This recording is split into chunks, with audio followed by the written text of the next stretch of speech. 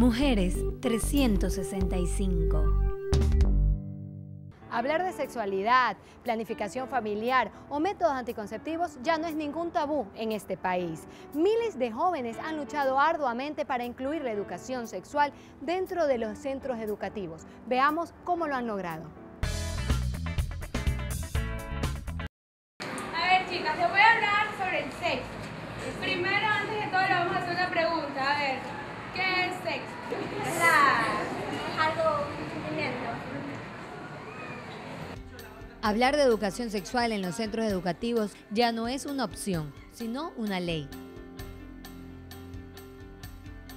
En el 2008, los ministros de Salud y Educación de América Latina y el Caribe firmaron el acuerdo internacional llamado Prevenir con Educación, donde se comprometieron a dar educación sexual integral. Una de sus metas habla de que se espera que en la región se implemente la educación sexual en todos los planteles educativos. Y otra meta es reducir el índice de embarazo en adolescentes y que mejore y que aumente el acceso a los servicios de salud, sobre todo de poder planificar y tener acceso real a los métodos anticonceptivos.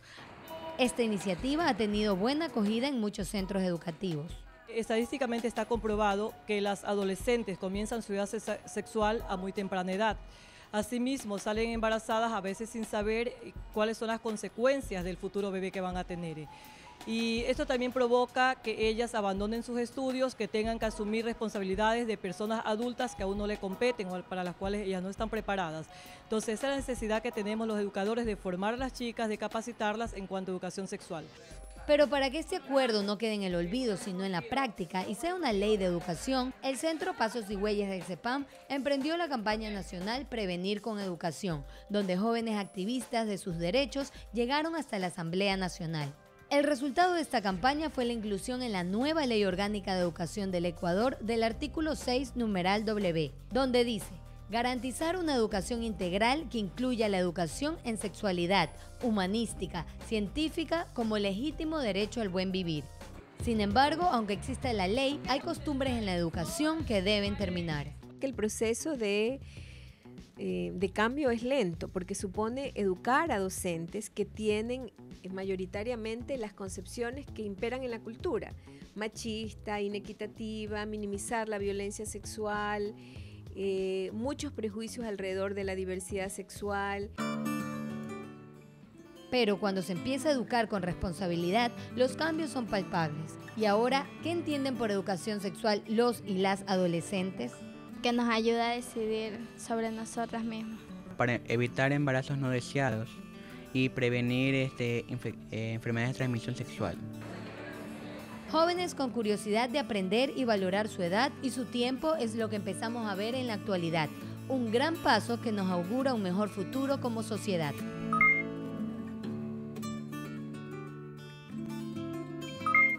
Bueno, estamos con Cintia Cuero, quien es psicóloga y coordinadora del Centro de Jóvenes Pasos y Huellas del CEPAM. Cintia, bienvenida. Tú eres una mujer súper joven también. ¿Cuántos años tienes? 25 años. Y también fuiste alguna vez promotora de este centro. Así es, empecé desde los 14 años como promotora. En mi colegio promovía actividades en prevención en salud sexual y reproductiva y ahora estoy trabajando en este centro que ha sido mi escuela también dentro de la formación. Cintia, lograron hacer de la educación sexual una ley. ¿Se está aplicando? El Ministerio de Educación está sensibilizando a sus profesores, está armando y construyendo las metodologías, ya que es obligación que en todas las instituciones educativas se dé educación sexual integral, humanística, ¿no? Y humanística. Sin embargo, es un proceso donde hay que construir una metodología de acuerdo a las edades, a la población. Comprendemos esa etapa de transición. Claro. Sin embargo, la que los y los jóvenes queremos es que en ese proceso también intervenga nuestra voz.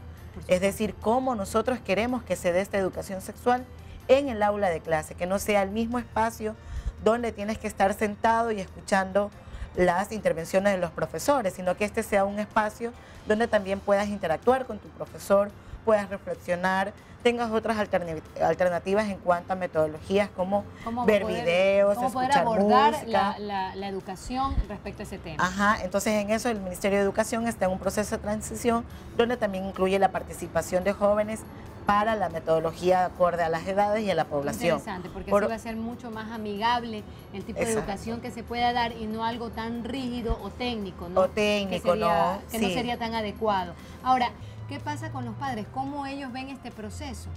Hemos escuchado las voces de otros padres y obviamente algunos están preocupados. ¿Cómo es esto de que ahora se les va a hablar en la escuela, en los colegios, sobre educación sexual a nuestros hijos?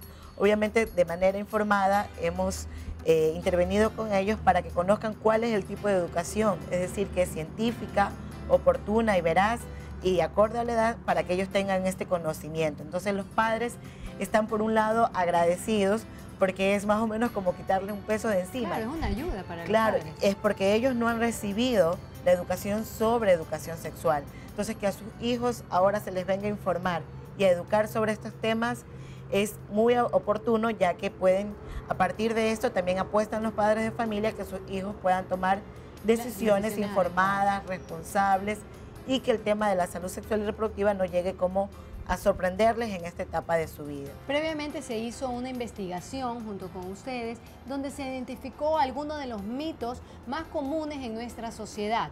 El primero de ellos y uno de los más preocupantes es cierto que en el primer acto sexual, o sea, la primera vez, la mujer no puede quedar embarazada. Este mito es muy frecuente escucharlo desde los adolescentes. Tienen cierta idea sobre la primera relación sexual. Sin embargo, esta primera relación sexual, donde hay un contacto con los genitales, el primer roce donde hay un líquido preseminal, tienen la carga suficiente, la cantidad suficiente para que se pueda fecundar un óvulo. Sin embargo, también hay otros mitos frecuentes como el tema del serruchito, hacer solamente, que es muy común entre los adolescentes. Esto de tener sexo con ropa, de tener solamente el roce de los genitales, es realmente una conducta de riesgo. Las y los adolescentes y los jóvenes se están exponiendo a una serie de riesgos, tanto como las infecciones de transmisión sexual y a un posible embarazo en la adolescencia, que obviamente no fue planificado y por ende no deseado. ¿Ser madre es la realización de toda mujer? Ese es el segundo mito. Totalmente falso. Las mujeres, como los hombres, hoy en día estamos pensando en la posibilidad de terminar nuestros estudios, de ser profesional, de trabajar, de vivir una vida en la relación con el otro, pero también independiente, es decir, que no depender del otro tanto en lo económico como en lo social o afectivo. No es el ideal de todas las mujeres, más bien ese ha sido el resultado de una cultura machista que nos ha conllevado a que las mujeres solo debemos ser amas de casa, vivir en el hogar para nuestros hijos. Sin embargo, es totalmente falso. Las mujeres hoy en día podemos estar en la carrera política también como profesionales, siendo madres, siendo mujeres, como parte de nuestra esencia. Ahora, el tercer mito. Si la mujer quiere quedar embarazada, ¿es solo asunto de ella? Totalmente en desacuerdo, ¿no? La maternidad es una responsabilidad de hombres y mujeres. Hoy en día hay una propuesta como parte desde los hombres también, porque no hay que desconocerlo, una nueva propuesta de vivir una masculinidad. Y eso significa vivir una paternidad responsable, donde los hombres también puedan tener una relación afectiva, pero también de educar a sus hijos. No se debe separar a los hombres y creer que este es un asunto solamente de mujeres. El embarazo es asunto de dos, de un hombre y una mujer, por tanto, la paternidad y la maternidad es un asunto responsable de ambos. Así es. Diles a todas nuestras amigas el último mensaje que tú les dirías. Mi mensaje hacia los jóvenes es que nos informemos, que nos eduquemos sobre estos temas para poder tomar decisiones. Más educación, más sueños, más metas, más proyectos de vida que cumplir.